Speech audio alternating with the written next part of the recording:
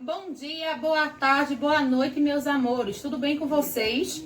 E aí, continuam fazendo a questão da nossa higienização, lavando as mãos, passando álcool gel e usando a máscara quando precisar sair.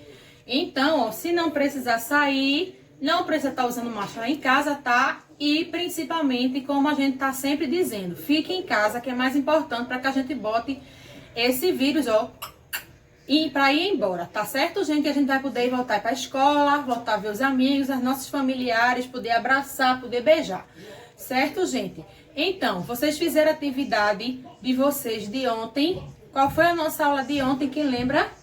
Muito bem, geografia. Que a gente falou sobre o quê? O relevo, não foi? Então, gente, a gente falou do relevo, que tinha planícies, planaltos, serra, a depressão e a chapada. Lembra que foram os principais relevos que a gente encontra aqui no Brasil. Tá bom, gente? Então, hoje a gente vai falar sobre história. Mas o que, tia Bárbara, de história? A gente vai falar sobre as capitanias hereditárias e o governo geral. Mas por que, tia Bárbara, a gente tem que aprender isso? Porque é importante vocês saberem como foi todo esse processo que a gente chegou hoje a ser um Brasil, um país único, tá, gente? Que é hoje o Brasil por inteiro.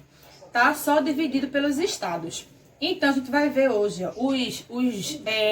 os 15 lotes das capitanias hereditárias, tá? Os donatários. E também, gente, para que a gente tem que saber isso, tá? Qual é a importância da gente entender? Então, agora, com o nosso conteúdo, a gente vai entender tudo direitinho e certinho, tá bom? Então, agora a gente vai para as nossas operações, depois a gente vai para o nosso conteúdo de história. Vamos lá? Vamos lá. Oi, gente, hoje a gente vai ver as operações da página 74, só que com uma diferençazinha. Hoje as nossas operações são de subtração, o sinalzinho de menos. Então, vamos lá ver como é feita essas continhas, tá? E é da mesma forma de vírgula embaixo de vírgula, como a gente tem feito as adições. Então, vamos lá. Aqui, 5... A gente pode diminuir de 4? Não. Então, a gente faz como? 5 para 14. Então, 5 para 14 é 9. Muito bem, ó. Vai umzinho aqui que fica 5. Então, 8 menos 5, quanto é, gente? 3. Muito bem. Ó, desce a vírgula. Não esquece da vírgula. E agora, 6 menos 1, quanto é, gente? 5. Muito bem, ó. Super fácil. Vamos fazer a outra agora. 3. A gente pode tirar 3 de 2? Não. Então, é 3 para 12. Quanto é, gente? Quem sabe? Muito bem. 9. Que vem, ó, umzinho para cá. 7 mais 1, 8. A gente pode tirar 8 de 5? Não. Então, a gente faz o quê? 8 para 15. Que é quanto, gente? 7. Muito bem. Ó, desce a vírgula. E coloca umzinho aqui. 9 menos 2, quanto é? 7 também. Pronto, ó. Super fácil, gente. 7,79. Agora, nós vamos para o nosso conteúdo de história sobre as capitanias hereditárias. Um videozinho e depois o nosso conteúdo. As capitanias hereditárias no Brasil. Por volta de 1534, após os portugueses encontrarem o território brasileiro junto com a Espanha e dividirem o mundo com o Tratado de Tordesilhas, foi estabelecido um modelo para explorar aquela terra sem causar tantos gastos à coroa. Então, por o território ser muito grande, utilizaram um modelo chamado de capitanias hereditárias, que era uma forma de administração territorial, pela qual a coroa portuguesa utilizou na exploração do Brasil. O território era grande pra caramba. Então foi dividido em faixas de terra e foi concedido aos nobres da confiança do rei. Esses nobres recebiam o nome de donatários. Eles eram a autoridade máxima dentro da própria capitania, e tinha como objetivo desenvolver ela com recursos próprios. Os caras não eram donos da terra e ainda tinham que gastar dinheiro do próprio bolso para permanecer com ela. A relação entre o donatário e o rei de Portugal era estabelecida em 2 documentos. A carta de doação, que conferia a posse da capitania, e a carta foral, que determinava direitos e deveres. A carta foral tratava principalmente dos tributos a serem pagos pelos colonos, e se descobrissem pedras preciosas 20% seria da coroa. Esse tipo de tributo era chamado de quinto. Só que com o passar do tempo a coroa percebeu que esse sistema de administração não estava trazendo muito lucro para Portugal, então foi criado o governo geral, para centralizar a administração. Com a criação do governo geral, a fiscalização dos tributos pagados pelos donatários aumentaram consideravelmente. Com a descoberta do ouro por volta do final do século XVII, um surto de prosperidade havia chegado a Portugal. Várias pessoas de diferentes condições sociais chegavam na região das minas na esperança de fazer fortuna fácil. Com essa grande migração eufórica e sem esses indivíduos prepararem uma grande bagagem de suprimentos, acabaram passando fome e muitos morreram. Os caras estavam morrendo de fome cheio de ouro nos bolsos, dá pra acreditar nisso. Agora um fato interessante. Sabe aquela famosa frase que usamos quando algo está muito caro, que costumamos dizer que está a preço de ouro? Pois bem, nesse período várias pessoas trocavam ouro por alimentos, já que tinham muitos ouros e poucos alimentos. Então havia essa troca, como no escambo. Ou seja, os alimentos estavam a preço de ouro. Com essas descobertas, não é difícil de imaginar que os exploradores estavam escondendo boa parte do ouro que encontravam para não pagar a coroa portuguesa. Então, daí surgiu a intendência das minas para supervisionar e controlar a relação entre os mineradores. A intensa extração de metais preciosos no local. E agora a gente vai ver as nossas capitanias hereditárias, que a gente já viu um pouquinho no vídeo, não foi? Então vamos lá. A capitania hereditária, como foi que ela surgiu? Lembram que quando o Portugal veio para cá, que eles exploraram o nosso Brasil e viram que era uma terra enorme, não era só aquele pedaço de terra que eles acharam? Pois bem, então o que foi que aconteceu? Portugal passou a ter muita pirataria nas suas embarcações, ou seja, as pessoas de outras nações europeias estavam indo lá no navio deles e estavam roubando o que eles traziam daqui para o Brasil. Então, o que precisava ser feito? Precisava que Portugal tomasse conta de todo aquele território para que ele fosse colonizado e explorado. Só que ia ficar muito caro para Portugal. Então, o que foi que Portugal fez? Pensou e resolveu. Dom João III, tá? Ele, em 1534, resolveu adotar o regime de capitanias hereditárias. Por que capitanias hereditárias, tia Bárbara? Porque capitanias hereditárias significa que passavam de pai para filhos, tá? Sempre seria o dono. Só que quem era que ficou? Como foi que ficou essa questão das capitanias hereditárias? Dom João III, ele dividiu o nosso Brasil em 15 pedacinhos, que a gente chamava de 15 lotes, tá? E deu esses 12 pedaços a donatários. Mas o que são donatários, tia Bárbara? São militares, fidalgos, pessoas que tinham dinheiro lá em Portugal. Mas por que eles deu a essas pessoas? Porque, gente, como iria custar muito caro para Portugal, o que é que Portugal fez com isso? Fez com que cada um desses donatários que ganhasse, eles ocupassem e explorasse aquele lugar, pagando um valor aos lucros que eles tinham na terra deles a Portugal. Entenderam? Então, o que é que vai acontecer agora? Portugal pegou, dividiu nos 15 lotes, tá? E deu a 12 donatários. Os 15 lotes que o Brasil foi dividido foram 2 Maranhão, tinham 2 capitanias chamadas Maranhão, tá? Uma chamada Ceará, outra Rio Grande, Itamaracá, aqui de Pernambuco, tá vendo que a gente foi uma capitania que a gente prosperou bastante por conta da cana-de-açúcar, a Baía de Todos os Santos, Ilhéus, Porto Seguro, tá? Espírito Santo, São Tomé, a de São Vicente também, que foram 2, que a gente também falou, lembra aqui o que foi a primeira cidade fundada por Martim Afonso, lembra? Santo Amaro e Santana. Então, com esses 15 lotes formados, o que é que passou a acontecer? Acabou essa questão mais da pirataria e outros países da Europa querer chegar aqui no Brasil e tomar conta dessas terras, que como eram vastas demais, grandes demais, qualquer pessoa chegava, se instalava, ficava ali explorando e passando para os outros países da Europa. Então, como Dom João III fez isso aqui, dividiu, né, essas capitanias hereditárias, aconteceu que pararam essas invasões, porque agora cada uma tinha o seu dono, que eram hereditárias, ou seja, passava de pai para filho. Se o pai morresse, pertenceria agora ao filho dele, do donatário. Certo, gente? Mas aí, gente, o que foi que aconteceu? As capitanias começaram a fracassar, ou seja, não dar bons resultados. Mas por que, tia Bárbara? Porque os lotes de alguns donatários que receberam, o que foi que aconteceu? Eles não tinham um bom solo para poder eles explorassem aquela pedaço de terra ali que eles receberam, tá? A parte das capitanias hereditárias. E também muitos desses donos, como era um pedaço de terra muito grande que eles receberam, não tinham condições financeiras para que eles bancassem toda a exploração e pessoal de trabalho, né, lá para explorar aquela terra.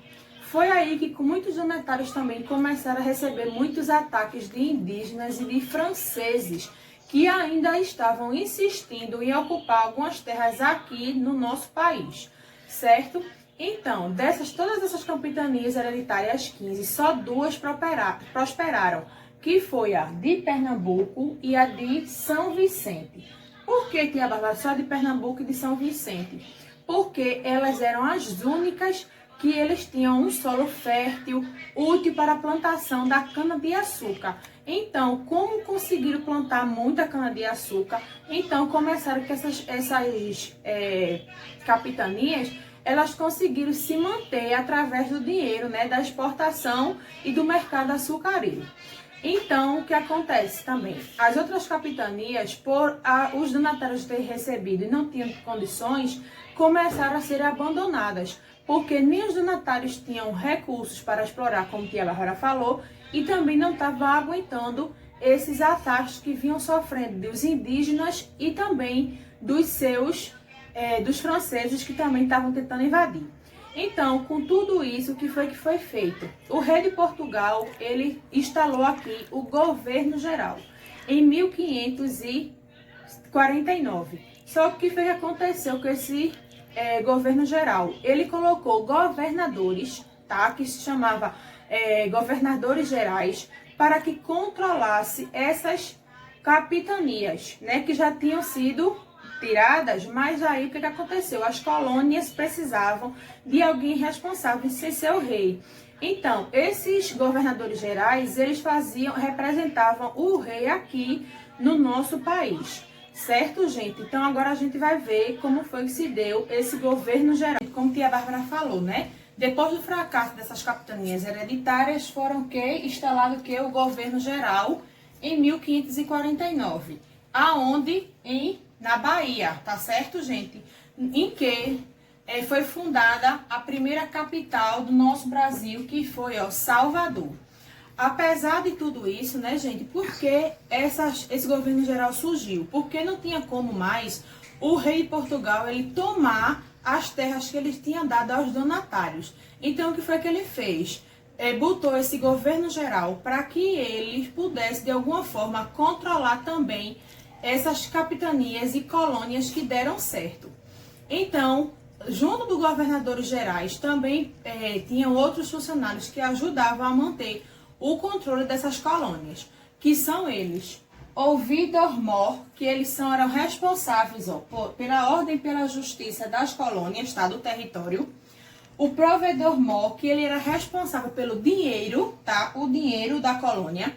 E também os capitães-mor, que eram responsáveis pela guarda e defesa dos territórios. Então, com isso, o governador geral e as colônias, eles tinham 4 missões para seguir a partir desse governo geral. Uma foi, eles tinham que defender a qualquer custo a invasão, tá, de alguns franceses que ainda estavam persistindo em entrar aqui no nosso Brasil.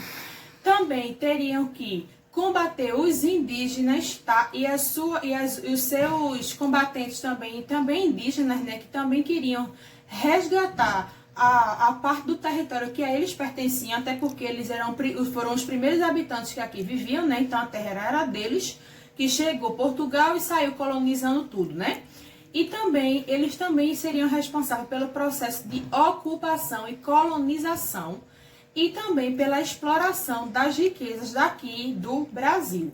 Agora a gente vai ver os 3 principais governadores gerais que tiveram aqui no nosso país, tá certo? Um deles foi Tomé de Souza. Gente, os governadores principais que a Bárbara falou, que são 3, são esses daqui. Tomé de Souza. O que foi que Tomé de Souza fez quando assumiu aqui como primeiro governador, tá, do governo geral? Ele trouxe vários trabalhadores, como médicos, enfermeiros, militares, tá? Também, ó, trouxe padres jesuítas. Para que padres jesuítas? Para catequizar os indígenas que aqui viviam, ou seja, transformar eles em católicos, tá, gente?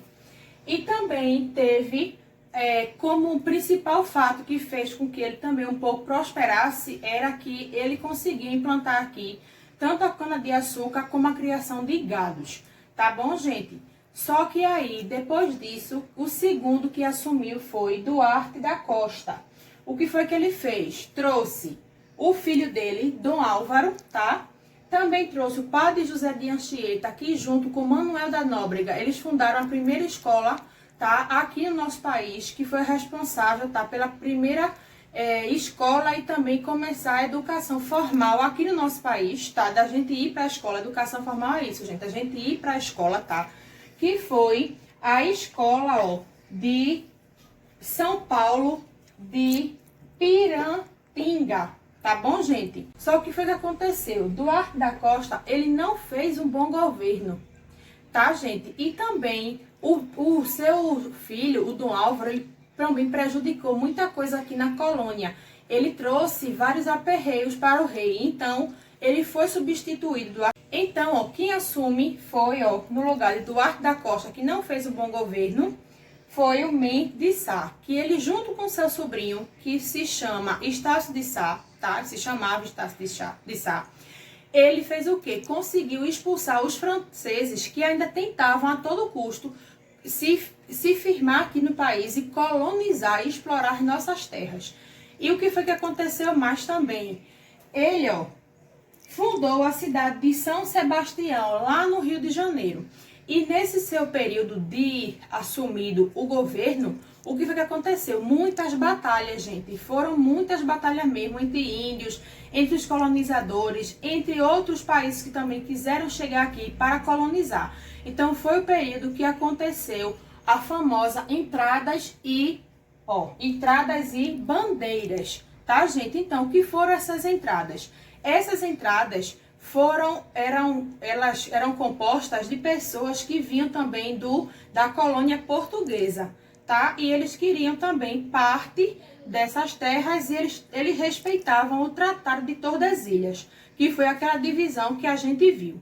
Já os bandeirantes eram o quê? Ações particulares, que algumas pessoas que tinham condições também se juntavam, tá? E não respeitavam o Tratado de Tordesilhas.